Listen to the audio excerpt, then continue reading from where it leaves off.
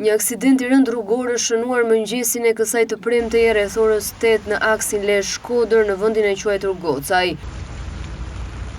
2 automjete janë përplasur duke sjellë pasoja fatale.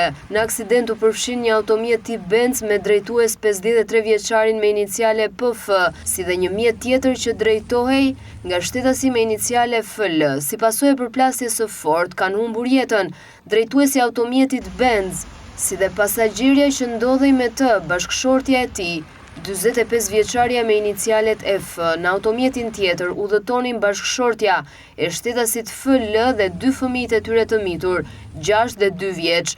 Ata kanë mbetur të plagosur dhe janë transportuar drejt spitalit për ndihmë mjekësore. Burime zyrtare bëjnë me dije se të tre ndodhen jashtë rrezikut për jetën. Në vendngjarje mbërritën shërbimet zjarfikse të cilat kanë ndërhyrë për nxjerrjen e trupave nga automjetet e dëmtuara rënd. Trupat e viktimave janë dërguar me autoambulans drejt morgut për veprime të mëtejshme. Policia rrugore dhe grupi hetimor ndodhen në vendngjarje dhe po punojnë për sqarimin e plotë të rrethanave dhe shkaqeve të këtij aksidenti tragjik. Për shkak të ngjarjes, qarkullimi në këtë segment rrugor është paraqitur I rënduar.